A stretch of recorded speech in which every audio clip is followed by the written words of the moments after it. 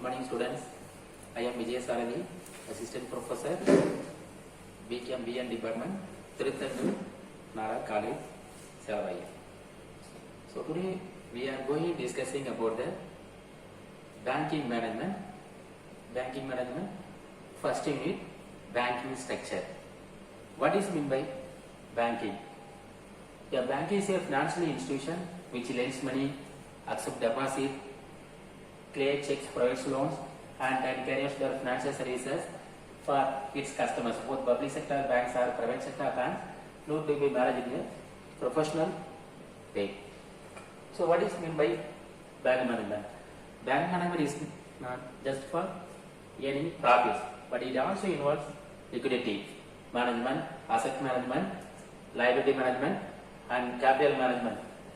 The activities of bank controlled by the government and the RBI. This calls for the theme of bank management. What is management? Management is an art on getting work done from others.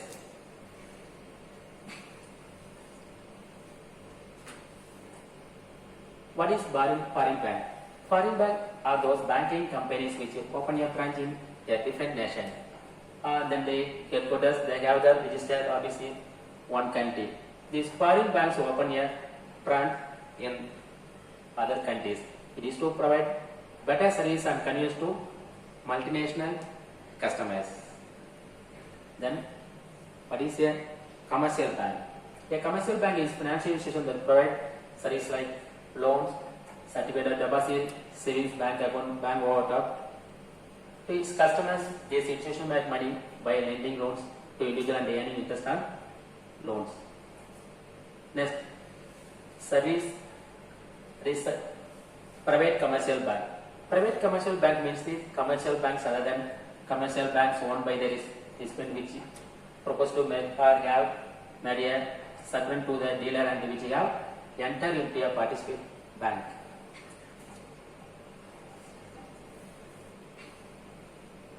Do you know about the capital adequacy?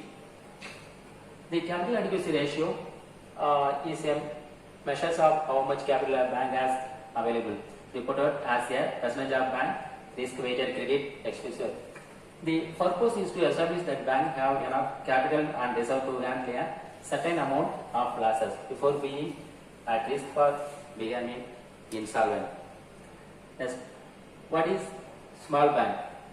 Small finance bank basically work as savings vehicle as well as they are engaged in offering credit facilities to small business units, micro and small industries, small and marginal farmers and other analysis sector through that advanced technology and low cost operations. Next, payment banking. Yeah, payment bank is like any other bank, but operating on a small scale without involving any credit risk. In simple words, it can carry out most banking operations, but it cannot advance loans or issue credit cards. Structure of banking system in India. The banking system plays an important role in promoting economic growth not only by channeling savings into investment, but also by improving availability efficiency of resources.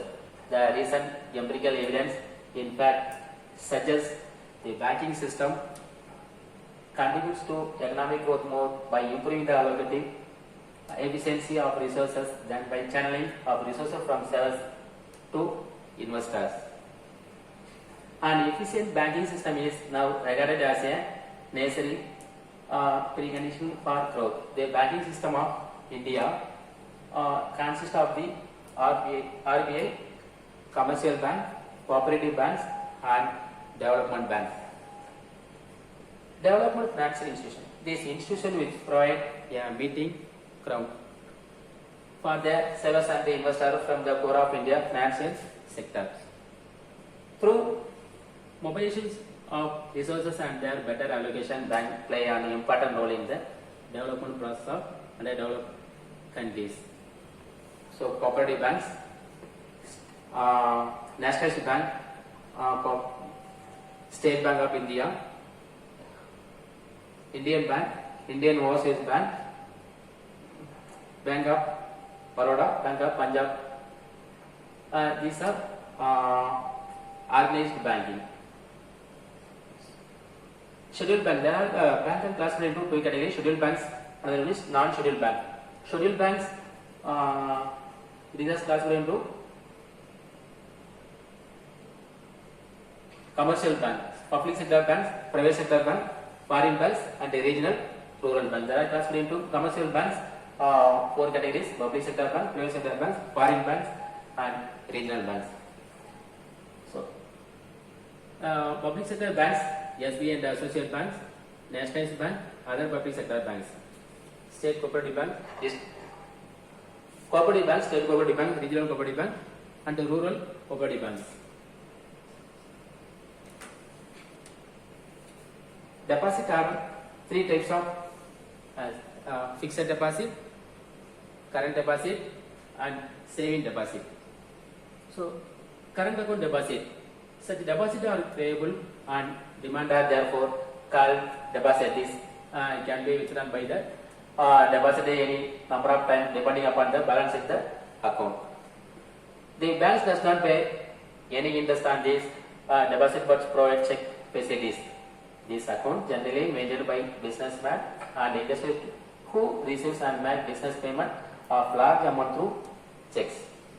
Second one is fixed deposit. Fixed deposit, time deposit. Fixed deposit is a fixed period of maturity and deferred time deposit.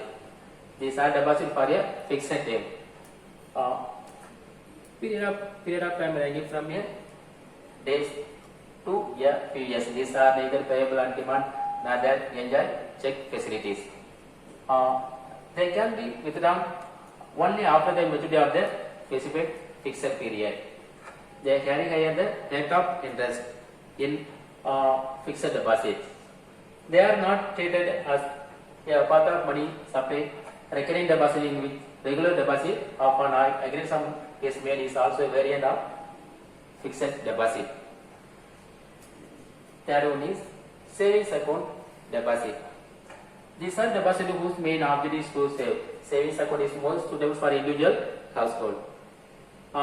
They combine the features of both current account and fixed deposit. They are payable on demand and also withdrawable by check. But the bank gives the facility with some restrictions. Bank may allow 4 or 5 checks in a month.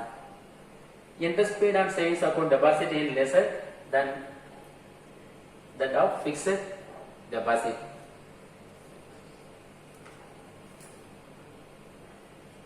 Banking function and services. So primary banking function are classified into two categories. One is primary function, other one is secondary functions.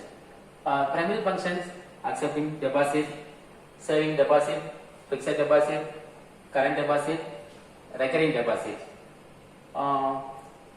Secondary functions: agency function, transfers of funds, periodic payment, collection of checks, portfolio management, periodic collection. Standing advances, overdraft, loans, cash credit, discounting bills. These are granting advances. Utility functions: draft, lackers, underwriting, project report, social welfare programs. Differentiate small and payment bank. Small finance bank allowed to take deposit of any amount. Allowed to take deposit of any amount. Second one is can lend, but the focus will be on small lending. Can finance small business units, small and marginal farmers. Micro and small industries and unorganized sectors entities. Can provide remittance as well as credit card. Allowed to issue ATM or debit cards. Has to be ensured that 50% of loan portfolio constitute advance of up to 25 lakh. Can distribute financial products such as mutual funds, insurance and pension.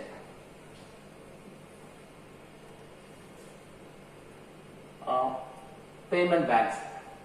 can also deposit, but only up to 1 lakh per individual customers. Cannot lend in any form. Cannot lend in any form. Can open small savings account in payment bank. Allowed to issue automated teller machines or debit cards. Not allowed to issue the credit card. Contribute products such as mutual funds, insurance, and third-party loans.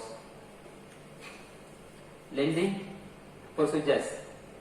So, lending of funds to the constitute mainly traders, business and industrial enterprises constitute the main business of banking company. The major portion of bank funds is employed by way of loans and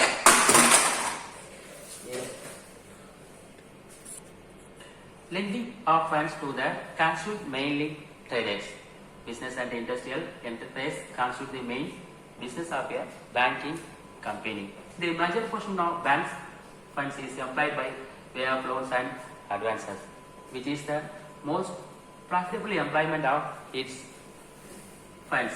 The major part of a bank income is earned from interest and discount and the funds so lent. The business of lending nevertheless is not without certain income risk. Largely depending on the borrower funds, a banker afford to take undue risk in lending, while lending is funds. A banker therefore follows a very cautious policy and conduct his business based on the well-known principles of some lending in order to minimize of the risk in lending procedures. First of all, you have to lending procedure, application, fill up the application and occupation status and income status and other ID proof status and they have verified the credit score status. If we have fill up the next start the lending process. Principles of lending in banking. The Reserve Bank of India detailed down the practice code for lenders. These are according to the principles of banking lending. The bank must give a timeline which loans up to rupees 2 lakhs will be disposed of and they must provide acknowledgement for the receipt of loan applications. Not only this, they should also give approval reason in writing in case of rejection of the loan application that amounts up to 2 lakhs. The lender must proper credit assessment of the borrower. They must conduct two diligences. The lender must convey credit limits, terms and conditions and seek acceptance of the borrower and right for the same. The rules stipulate that lenders must timely disburse the loan amount in the loan accounts and intimation of all the terms and conditions changes. If any interest rates must be communicated to the borrower. The lender should not engage in any sort of discrimination based on the sex, caste and religion. The lender should not resort to undue harassment to recover loans such as bothering borrowers at odd hours, use of muscle power of recovery of loans. These are the basic principles of lending which the bank must follow while carrying out loans related activities. Financial adequacy. Financial adequacy refers to the extent to which individual or entity financial resources are sufficient to meet their needs and obligations. It involves assessing income, assets and liabilities to ensure stability and sustainability. Income and cash flow.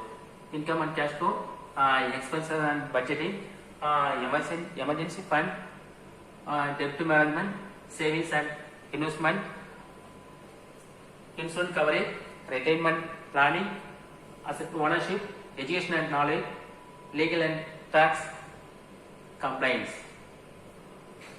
Evaluate the regularity and amount of income. A steady cash flow ensures the ability to cover ongoing expenses and save for the future. Expenses and budgeting. Analyze spending patterns and create a budget. Understanding and managing expenses are crucial for maintaining financial accuracy. Third one is an emergency fund. Having an emergency fund provides a financial cushion for unexpected expenses or income distribution. It acts as a safety to prevent financial strain during the challenge times. The fourth one is debt management. Assesses the level of debt and the ability of to services. A manageable debt to income ratio is essential for financial stability. Fifth one is savings and investment. Consider savings for short-term goals and investment for long-term objectives. Investment helps build wealth over time. Sixth one is insurance coverage. Adequate insurance coverage protect against unforeseen events such as health issues, accident, or property damage, reducing financial risks. Seventh one is retirement planning. Plan for long-term financial security by contributing to retirement accounts. This ensures a comfortable lifestyle after employment and ends. Eighth one is assets ownership. Evaluate the ownership of assets such as real estate, vehicle, or investment as they contribute to the overall financial strength. Ninth one is educational and knowledge. Stay informed about financial matters and make informed decisions. Continuous learning helps adapt to change economic conditions. 10th one is legal and tax compliance. Ensure compliance with legal and tax obligation to avoid penalties or financial setbacks. Achieving financial adequacy involves a holistic approach, balancing income, savings, investments, and risk management to maintain to stable and sustainable financial situations. Regular and review and adjustment are necessary to adapt to changing circumstances and goals. Assessing the borrower. Next one is assessing the borrower. Assessing the borrower in the detail involves comprehensive analysis of various factors to determine their creditworthiness and ability to repay a loan. Credit history, income and employment stability, debt and income ratio, collateral, purpose of the loan, financial reserves, character and reputation. Credit history. With the borrowers, credit report to assess their credit score, payment history, and outstanding debts. Higher credit score generally indicates a lower credit risk. Next one is income and employment stability. Evaluate the borrower's income source, stability, and employment history. A steady and reliable income stream enhances their ability to repay the loan. Next one is debt to income ratio. Calculate the ratio of the borrower's monthly debt payment to the gross monthly income. Low debt to income ratio suggests better financial health and repayment capacity. Collateral. If the loan is secured, access the value and quality of the collateral. This provides a fallback option for the lender in case of default. Next one is purpose of the loan. And the purpose for which the borrower seeks the loans. Different types of loans have varying risk profile based on the intent use. Next one is financial reserves. Evaluate the borrower's savings and financial reserves. Having reserves indicates a capacity to handle unexpected expenses and reduces to risk default.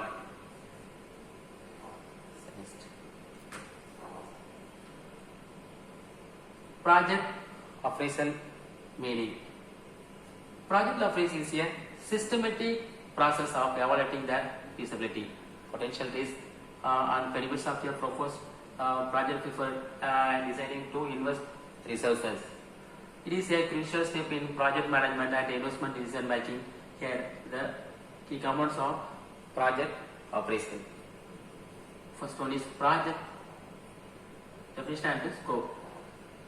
The project objective, scope and expected outcome. Establish the project boundaries and identify the deliverables. Market analysis. Second one is assess market condition and demand for the project output or services. Analyze the competition and identify potential market risks. Third one is technical feasibility.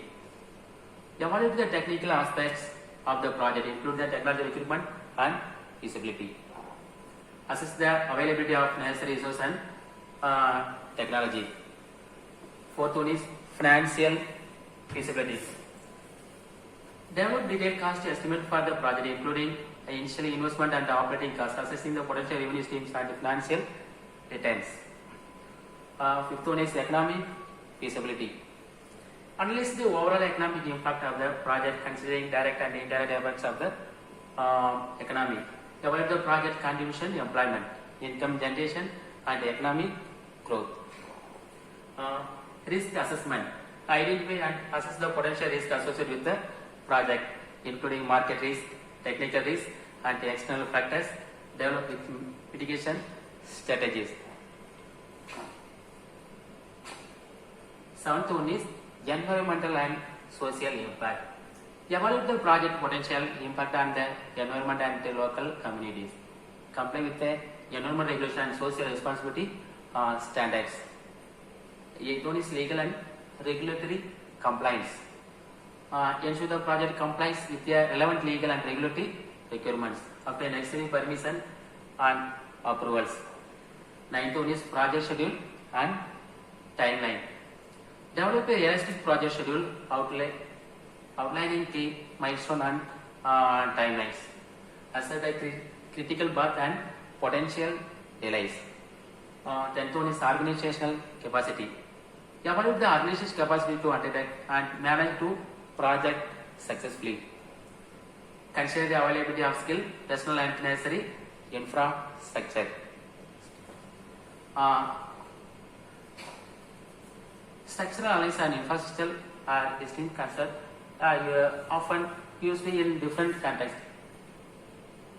Scope, natural and analysis. Scope. Structural analysis primarily focuses in the internal components, organization and relationship within a system. It can be applied to various domains including engineering, linguistic and social systems. Infrastructural analysis concentrated on the underlying facilities, systems and foundational elements that support the functioning of society, organization or project. Second one is nature analysis. Examine the composition, arrangement and interaction of elements within a system. In engineering, it involves studying the forces and stresses on physical structures. Infrastructure analysis. Investigate the fundamental elements and systems required for the operation of a larger entity. This would include analyzing transportation, utilities and communication networks. Application. Third one is application. Structural analysis applied in various fields such as civil engineering, mechanical engineering, linguistic and social science to understand the internal framework of systems. Infrastructure analysis often applied in urban planning, economics and project management to assess the foundational elements necessary for a society or project to function effectively. Structural analysis in civil engineering, it may involve assessing the load bearing capacity of brick or analyzing the stability of a building. In linguistic, it could examine the grammatical structures of a language. Infrastructure analysis in urban planning, it may involve evaluating the transportation network, water supply systems and power grids In economics, it could analyze the infrastructure required for industrial development. Scale can be applied at various scales, from analyzing the molecular structure of materials to studying the social structure of communities.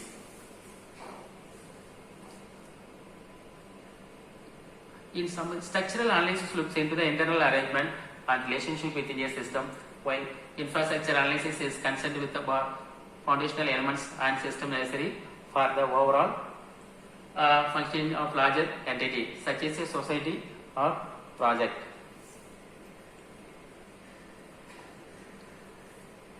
Legal formalities. There are also other supplementary pieces of legislation regulating the banking sector, such as the Recovery of Debts Due to Banks and Financial Institution Act 1993, RDDB Act, the Securitization and Reconstruction of Financial Assets and Enforcement of Security, Interest Act 2002, Surface Act. Meaning of legal formalities. The generic definition of the words would be something like: legal formalities are the steps required to accomplish an activity that is regulated by government or private contract. An example where both public and private authority. These formalities vary based on the jurisdiction and the nature of the legal action. Contracts on agreement. What is meant by contract? Contract is an agreement enforceable by law. All agreement is not contract. All agreement is not contract. Contract is an enforceable agreement. Contract is an agreement enforceable by law. So, clearly defined terms and conditions in contract to establish legal relationship. Ensure contract are in writing signed by competent parties and include consideration. What is meant by consideration? Consideration means something in written. Consideration means something in written. Next, incorporation and business registration. Register a business entity with the appropriate government authorities. Comply with the legal requirement for incorporating, such as filing articles of incorporation and obtaining necessary license. Intellectual property protection. Secure trademark, copyright or patent to protect intellectual property.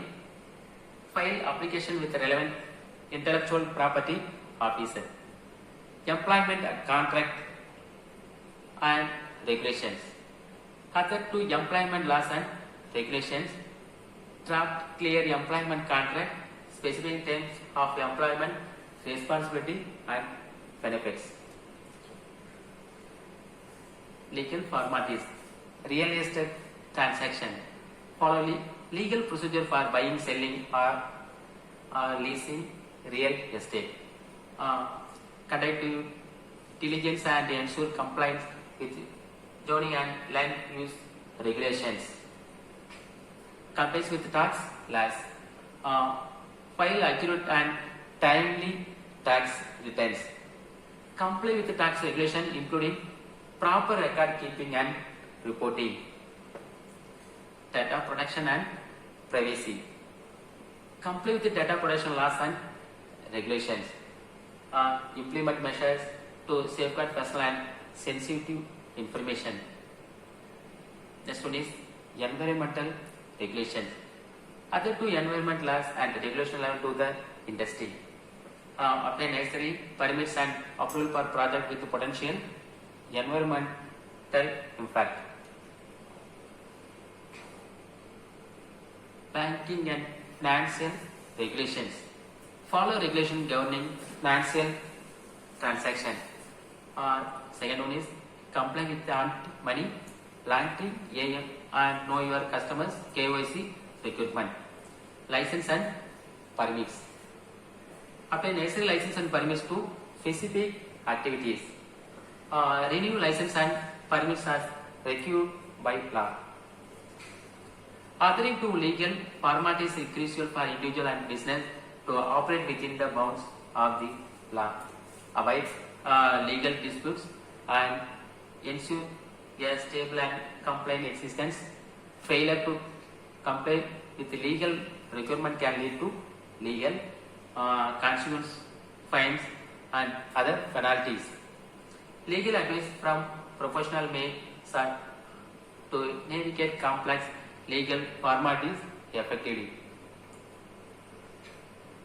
Meaning of AMC, Asset Management of Company. Asset Management Company. An asset management company is a company that invests financial assets such as funds and money from investors, such as funds and money from investors.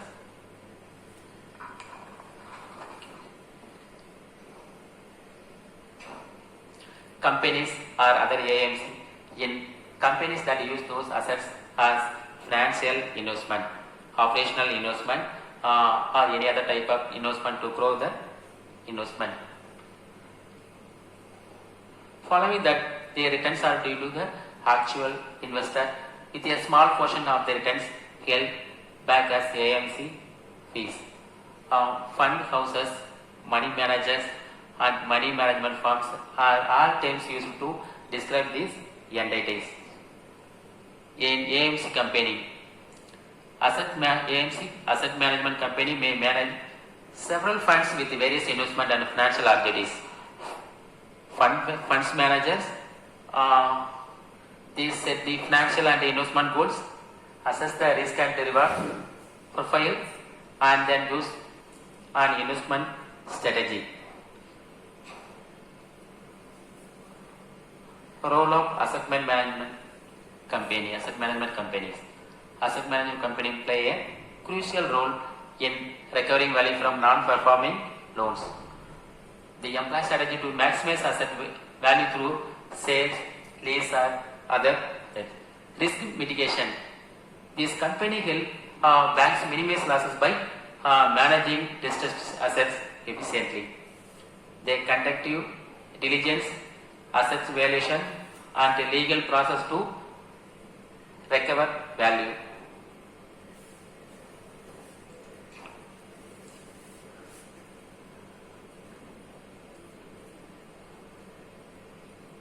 Third unit, management of non-performing assets.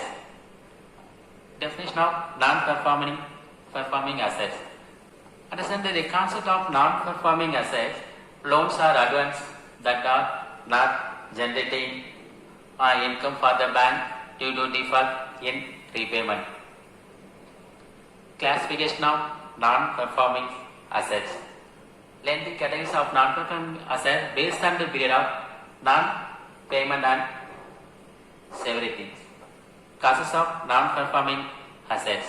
Explore the various reasons for the emergence of non-performing assets such as economic downturns, forward insolvency, or inadequate risk management. Risk management strategies. Study risk mitigation strategies to prevent the build-up of non-performing assets, including through credit appraisal, regular monitoring, and the early identification of potential defaults. Legal framework. Next one is legal framework. Familiarize yourself with the legal aspects and the regulatory framework governing non-performing assets, including the Surface Act and debt recovery tribunals. Next one is recovery mechanisms. Understand the mechanism and tools employed for non-performing assets recovery, such as debt, restricting asset securitization, and the enforcement of collateral.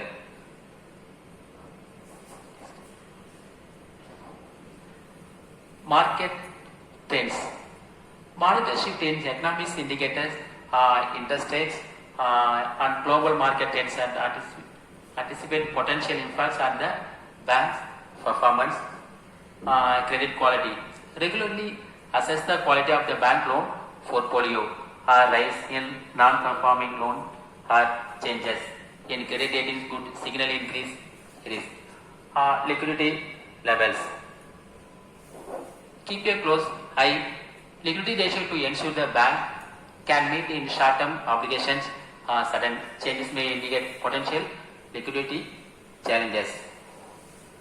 Regulatory environment. Stay informed about the regulatory changes and compliance requirements that may affect the bank's operation and profitability. Then next one is cyber security threats. Continuously enhance cyber security measures to mitigate the risk of data breach and other cyber threats. Next one is operational resilience.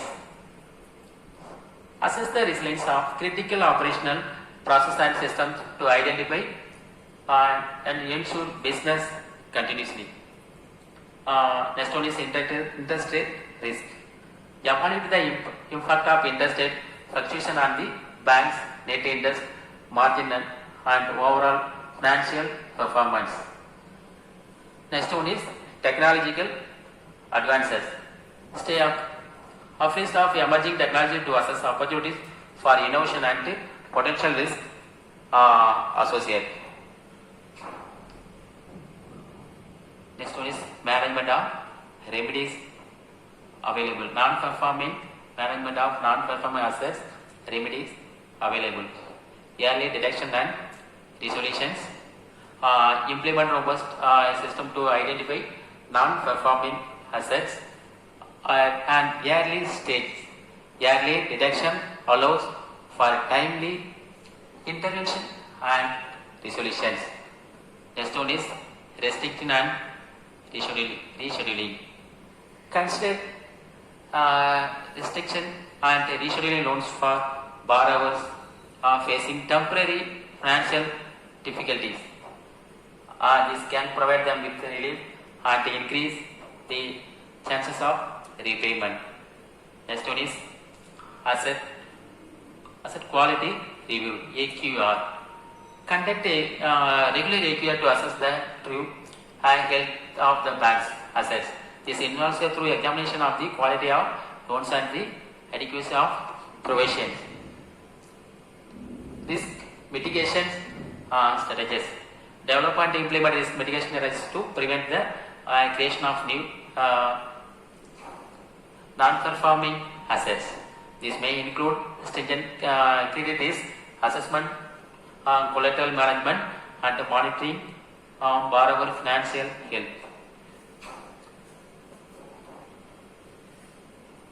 Legal recourse. First, legal advance to recover dues from defaulting borrowers. Engage in debt recovery mechanism and as per regulatory guidelines and within the legal framework. Proactive engagement with borrowers.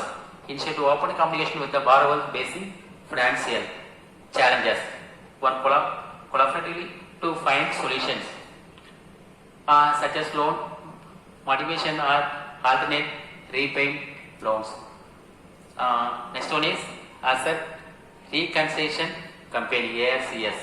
Collaborate with the asset reconciliation companies to offload distressed assets and facilitate their resolution. This can help in cleaning up the balance sheet. By adopting multi-faceted approach that the companies early detection, risk mitigation, legal recourse, and strategic collaboration, banks can effectively manage and resolve. Next one is digital transformation.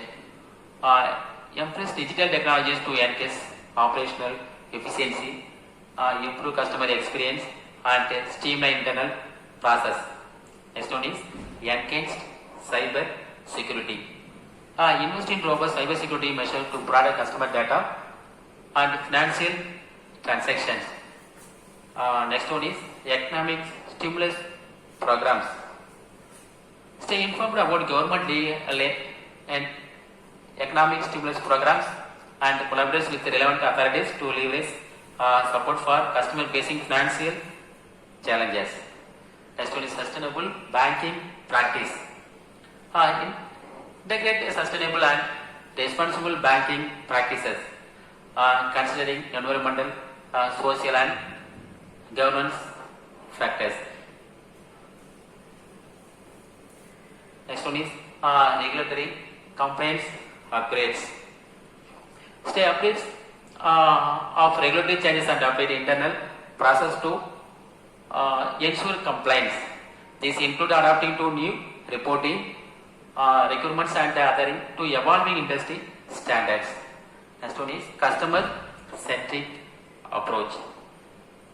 Create is a customer-centric approach offering personalized services and efficient complaint resolution.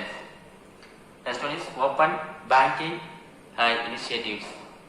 Explore the opportunity in open banking to foster collaboration with shared data securely and offer innovative financial services. Early warning systems. Implement robust early warning system to identify potential defaults risks at early stages, enabling proactive intervention. Next one is collateral evaluation. Conduct through assessment of collateral values to ensure that accurately reflect the borrower's ability to cover the outstanding loan amount. Regular monitoring. Implement continuous monitoring of borrower financial health and business performance to detect signs to distress of default early on. Next one is loan restricting. Explore the option of loan restricting to provide struggling borrowers with manageable repayment plans, preventing further deterioration. Scope and applicability. Understand the scope of the Revenue Recovery Act and its applicability to various types of outstanding government revenues. Next one is recovery authorities. Identify the authorities and mechanisms empowered by the Act for the recovery of unpaid revenues. Notice and demand. The Act typically outline procedures for issuing notice and demand to individuals or entities with outstanding dues, specifying the amount more than the time frame for payment. Fourth unit is investment management. Investment management in banking involves the professional management of various investment product and portfolios or becomes our clients. Banks typically offer investment management services to individual, corporation and institution. These services can include portfolio management, financial planning, asset allocation, risk management and investment advisory services. Bankers may also provide access to a wide range of investments, products such as stocks, bonds, mutual funds, exchange traded and alternative investments. The goal of investment management in banking is to help clients achieve their financial objectives while managing risk and maximize returns. Priorities and allocation of bank fund. The priorities and allocation of bank fund typically revolve around maximizing profitability while managing risk and ensuring regulatory compliance. Here are some common priorities. Liquidity management. Banks needs to maintain sufficient liquidity to meet short-term obligations such as customer withdrawal and operational expenses. Allocating funds to liquid assets like cash, reserves and short-term security ensure the bank can handle unexpected cash outflow without distress. Second one is risk management. Banks allocate funds to manage various types of risk including credit risk, market risk, interest rate risk and operational risk. Diversification different asset class and sectors helps mitigate risk exposure. Third one is capital adequacy. Investment in government securities are common among banks to the relatively low risk and liquidity. Here are some key points regarding investment government securities. Safety, liquidity, income generation, diversification, regulatory compliance, monetary policy to maturity and yield. Maturity refers to the length of time until a financial instrument such as bond area loan reaches its expiration date of the principal is repaid to the investor or lender. Bank must appropriately, this is known as asset liability management. Short-term maturities, long-term maturities, yield to maturity. Profit planning. Profit planning is bank involved statistic, decision making and financial forecasting to optimize revenue generation, manage expenses and enhance overall profitability. Revenue generation, it is interest income, fee-based income, investment income. Expenses management, operating expenses, credit loss provision, risk management expenses, asset liability management, performance measurement and monitoring. Third one is asset liability management, performance measurement and monitoring. Quality and diversification. Quality and diversification, bank geography diversification and funding stability. Financial and diversification, change in bank funding patterns and financial stability risk. Impact of income assets and diversification on bank performance. Cross-border diversification in bank asset portfolios, diversification and bank stability in the region, profitability management, bank profitability and financial stability, bank profitability and risk taking, determinants of bank profitability in emerging markets. Banking profitability and performance management. This paper discusses various metrics used to measure bank performance, including net income, net interest margin, and profitability based on measurements. Bank profitability and more. Determinants of bank profitability, evidence from the emerging economy. This paper, fifth unit, but traditional banking. What is traditional banking? It is the most common form banking. The traditional banking is characterized by physical location where customer can visit to access financial services and interact with their staff members in person, including a registered headquarters and strict government license to operate the state or country. What is e-banking? E-banking is a services provided by banks that enable to customer conduct banking transactions such as checking accounts, applying for loans, or paying bills over the internet using a personal computer, mobile telephone or handheld computers. A difference between traditional banking and e-banking. Global coverage. Traditional practice provides limited coverage. E-banking practices involve global coverage while sitting at the home office.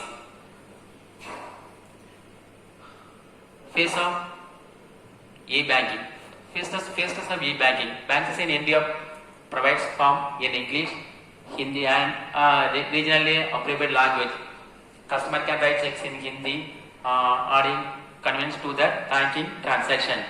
Banks are obligated to accept small denomination, making it hassle free for customers to deposit even if rupees 10,000 in notes, rupees 26 December 2022. Advantages of e-banking. Net banking is available 24 hours. It allows for easy fund transfer. It offers convenience for conducting banking transaction. Customer can easily track their transaction history with just a few clicks. Net banking is secure and requires password for accesses. Disadvantages: e-banking, traditional banking. E-banking, no actual branches. Traditional banking, lower accessibility, more strict KYC requirements. Technical related services distribution in e-banking. Traditional banking inability to do business with some countries. Concerns about identity, theft and security. E-banking, traditional bank inability to do business with some countries. Deposit restriction in e-banking, longer time needed to open accounts in traditional banking. no relationship with a personal banker. E-banking, no relationship with a personal banker. Traditional banking must take place during business hours. Limited service scope, potentially higher monthly fees, possibility of overspending, clients have to deal with a lot of vacancy.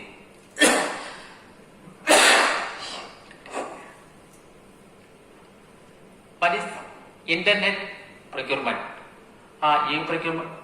E-procurement is the process of buying and selling supplies and services.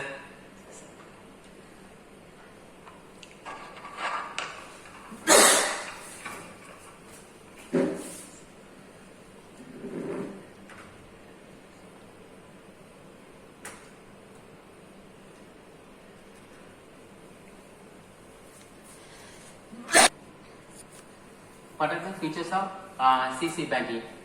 CC in banking. CC is a completely scalable solution designed to fit the financial needs of all business. This system allows you to view account information, balance and check images, place of payments, make transfer between accounts, and initiate wire transfer and to pay your bills. What are the security measures in banking? A critical aspect of banking security in access control and biometric. Bank should be implement system requiring fingerprints or facial recognition before allowing access to secure areas. Even in the tech age, banks we do careful when selecting security to product their customers and promises. Thank you.